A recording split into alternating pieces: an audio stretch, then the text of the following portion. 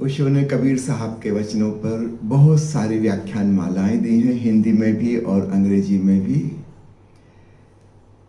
और जो शीर्षक चुने हैं वो बड़े प्यारे प्यारे हैं। आधी पंक्ति दोहे की, समझो एक जैसे केमिस्ट्री का फार्मूला होता है छोटा सा, उसमें बहुत बड़ी घटना का वर्णन होता है, कुछ ऐसा ही है। ऐसी ही एक किताब का शीर्षक है होनी होए सो होए। अद्भुत वचन, जो होना होगा होगा, हो रहा है, होनी होए सो होए। ओशो कहते हैं अगर तुम सब कुछ भूल जाओ अध्यात्म के बारे में, यह एक छोटा सा मंत्र तुम्हारे जीवन की शैली हो जाए, होनी होए सो होए, तो भी मुक्ति घटित हो जाएगी, क्योंकि यह मंत्र तुम्हें निष्काम कर देगा। और कामना ही हमारा बंधन है, निष्कामना मुक्ति है। जो होना है वह ऑलरेडी हो रहा है। हमें चिंतित और परेशान होने की जरूरत नहीं है। इसका ये मतलब भी नहीं है कि हम आलसी हो जाएं, अकर्मण्य हो जाएं और कुछ भी ना करें। नहीं, परमात्मा हमारे माध्यम से अगर कुछ करना चाह रहा है तो करे। वो जो हमारा अहंकार जुड़ गया था, कर्ता भाव, केवल वह विदा हो जाएगा। याद रखना, कर्म बचेगा, कर्ता भाव हो जाएगा। आलसी आदमी के भीतर क्या होता है? कर्ता भाव तो मौजूद रहता है, कर्म खो जाता है।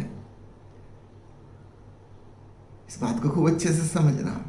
और हम जिन्हें धार्मिक आदमी कहते हैं, वे तो और गजब के होते हैं। उनका कर्म बहुत ज्यादा, कामना बहुत ज्यादा, उसके संग वे प्रार्थनाएं जोड़ देते हैं ईश्वर से। वो ईश्वर का भी उपयोग करना चाहते हैं अपनी कामनाओं की पूर्ति में। सांसारिक से भी ज्यादा घनी उनकी कामनाएं हैं।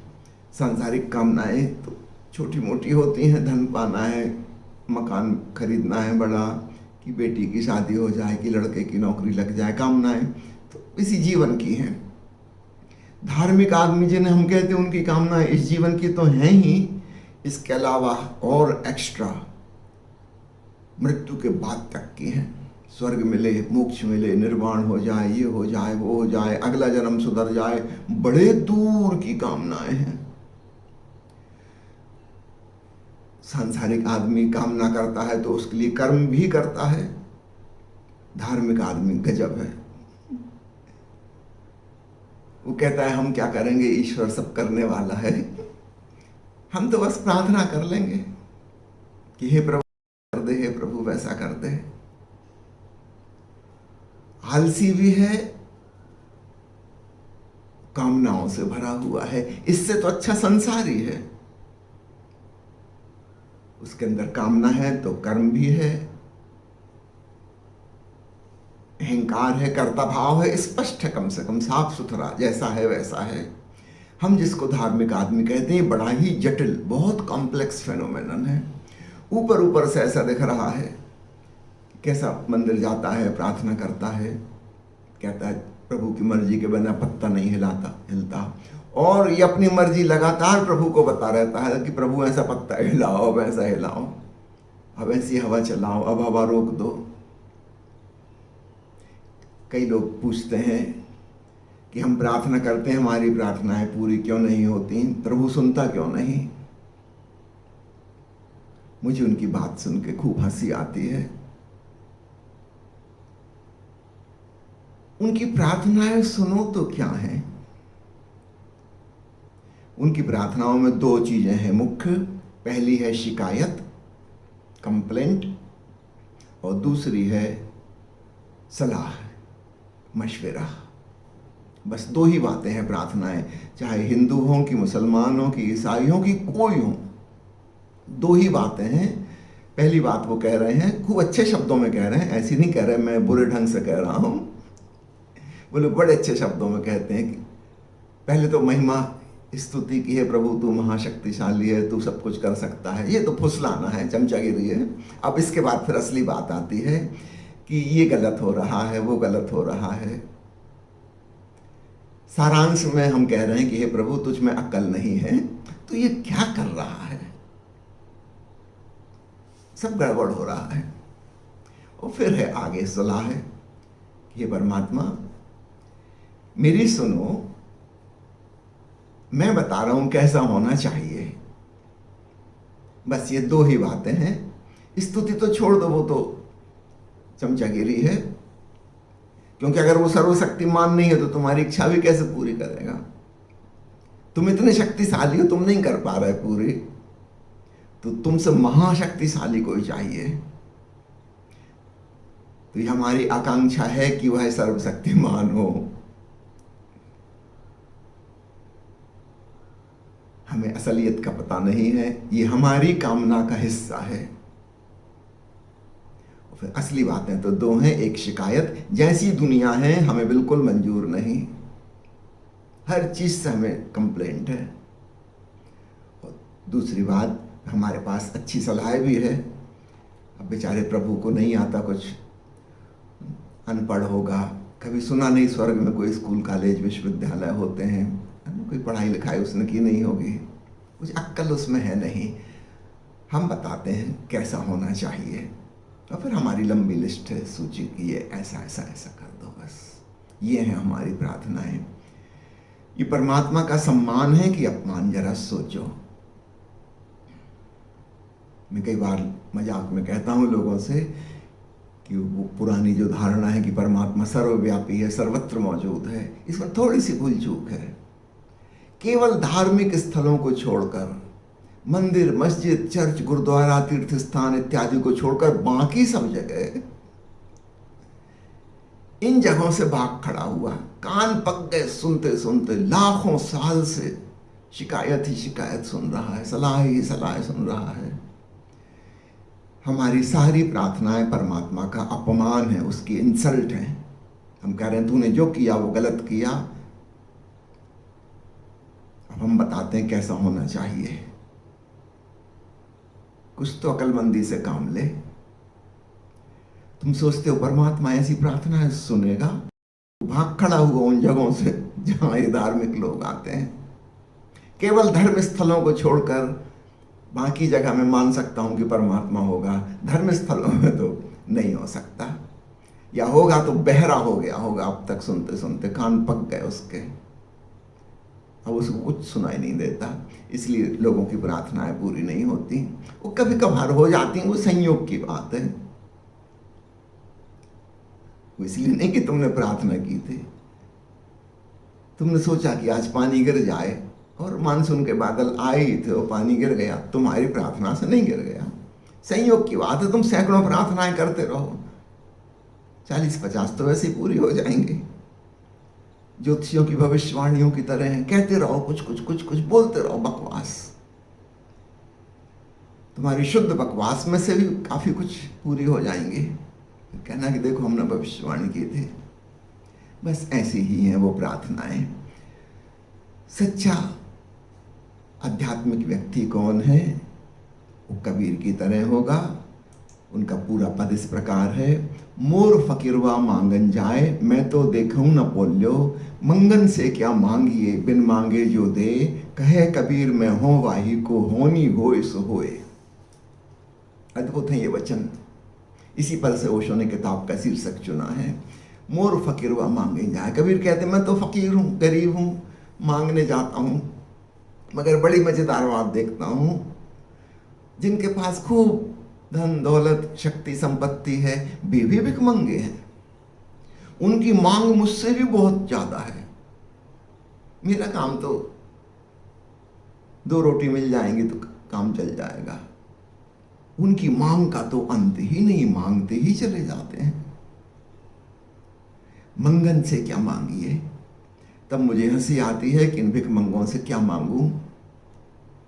अगर मांगनी है तो फिर उसी से मांग लेंगे, बिन मांगे जो दे, परमात्मा से मांग लेंगे। याद रखना, ऐसा कह रहे हैं व्यंग्यात्मक रूप से, उन्होंने मांगा कभी नहीं है परमात्मा से। बिन मांगे जो दे रहा है उससे मांगने में तुम्हें शर्म ना आएगी? जीवन दिया, और क्या चाहिए? बुद्धि दी, भीतर चैतन्य दिया, संवेदनशीलता दी, हृदय में सद्भावनाएं दी, और क्या मांगोगे? ज्यादा से ज्यादा इतना ही कर सकते कि धन्यवाद दो, नाचो गाओ, उत्सव मनाओ, अपनी खुशी जाहिर करो। कहे कबीर मैं हूं वाही को, मैं तो उसी का हो गया, उसी का हूं। होनी होए सो होए, जो होना है उसका स्वागत है। मुझे नहीं पता क्या होगा, पर मैं निश्चिंत हूं, आनंद मगन हूं। जो हो रहा है सब बिल्कुल ठीक हो रहा है, उसकी मर्जी से हो रहा है, और मैं स्वयं उसी का हूं। मैं कोई अलग थलग नहीं हूं। क्या प्रार्थना करेंगे? ईसा मसीह ने सूली पर जो अंतिम वचन कहा था, दाई विल बी डन, हे प्रभु तेरी मर्जी पूरी हो, कबीर उससे भी आगे की बात कह रहे हैं। उसकी मर्जी तो पूरी हो रही है, ये भी क्या कहना कि तेरी मर्जी पूरी हो। उसके अलावा कुछ है नहीं। परमात्मा यानी संपूर्ण अस्तित्व, हम भी उसमें शामिल हैं। उस विराट की मर्जी से ही सब हो रहा है। हमें ये भी कहने की जरूरत नहीं कि तेरी मर्जी पूरी हो। किससे कह रहे हो ही रहा है। कबीर का वचन अद्भुत है। और याद रखना, तथाकथित भक्त जो प्रार्थना करते हैं, कबीर साहब उसके पक्ष में भी नहीं है। उन्होंने कहा है, सहज मिले सो दूध सम, मांगे मिले सो पानी, कहे कबीर वह रक्त सम, जामे खींचा तानी।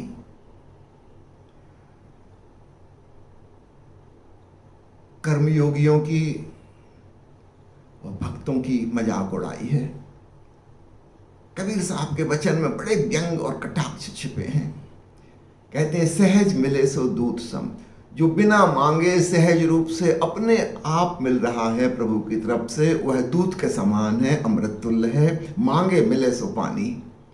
और जो भक्त गिड़गिड़ा रहे हैं, रो रहे हैं, आंसू बहा रहे हैं, ठीक है इनको भी मिलेगा, मगर फिर वो पानी के बराबर हो गया, वो दूध वाली बात नहीं रही। रो रो के खींच लिया। ये भिखारी हैं। और कहे कबीर वह रक्त सम, जहां में खींचा तानी, जो बड़ी एचा तानी कर रहे हैं। एक आदमी शीर्षासन लगाए खड़ा है, एक दूसरा आदमी उपवास कर रहा है, तीसरा अपने आप को कोड़े मार रहा है। ये तो बड़ा उपद्रवी आदमी है, बहुत एचा तानी कर रहा है। ये तो ऐसा हो गया कि परमात्मा पे भी जैसे बलात्कार कर रहा हो, बिल्कुल मारपीट पे उतार हुए, हड़ताल कर देगा, अनशन कर देगा, उपवास करके बैठा है। कबीर कहते हैं, परमात्मा से इनको भी मिल जाता है, लेकिन वो खून खराबे जैसा है, रक्त सम, तो कोई पाने योग्य भी नहीं। इससे ज्यादा बड़ा कटाक्ष कर्मयोगियों पर और भक्तों पर भला क्या होगा। लेकिन आश्चर्य की बात, दुनिया में अधिकांश धार्मिक लोग इसी प्रकार के हैं। मुझे तो कई बार हैरानी होती, मेरे पास भी लोगों की सिफारिशें आ जाती हैं कि हमारे लिए ये प्रार्थना कर दीजिए, वो प्रार्थना कर दीजिए, जैसे मैं कोई एजेंट हूं परमात्मा के बीच में। मेरी प्रार्थना परमात्मा सुन लेगा। मैंने आज तक प्रार्थना की ही नहीं है, जिसे आप प्रार्थना कहते हो वैसी प्रार्थना आज तक कभी की ही नहीं है।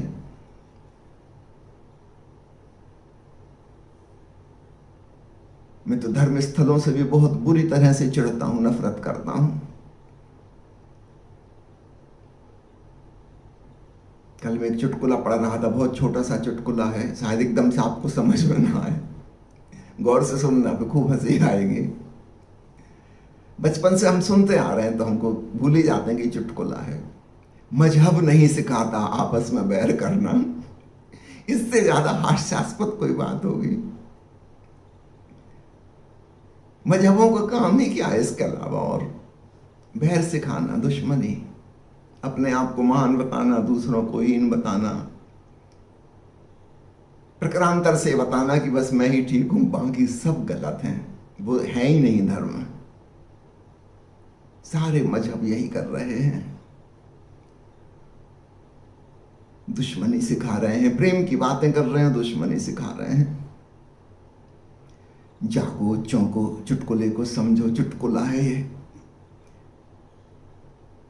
हंसने के लिए है ना? जैसे प्रजातंत्र है, प्रजातंत्र की परिभाषा प्रजा के लिए, प्रजा के द्वारा, प्रजा की व्यवस्था। आहा, क्या बात है! देख लो सारी दुनिया में प्रजातंत्र। ये राजनीतिक चुटकुला है, मजहब नहीं सिखाता आपस में बैर करना, ये धार्मिक चुटकुला है। गजब गजब के चुटकुले हैं। एक और आपने सुना होगा, न्याय सबके लिए बराबर है। अब समझ में नहीं आता इस पर रो कि हंसो। कहीं देखा आपने ऐसा आज तक? न्याय सबके लिए बराबर है। हंसी मजाक की बातें हैं, पता नहीं किन्होंने कहीं। ऐसे कबीर साहब के वचन है, अद्भुत, खूब हंसोगे। सहज मिले सो दूध, सम मांगे मिले सो पानी, कहे कबीर वह रक्त सम जामे ऐ चातानी। जोर जबरदस्ती नहीं करना, मांगना भी नहीं। फिर आध्यात्मिक व्यक्ति क्या करेगा? केवल संवेदनशील बनो, अपने हृदय को खोलो, उसकी कृपा बरस रही है, उसको महसूस करो। मांगने का सवाल ही कहां उठता है।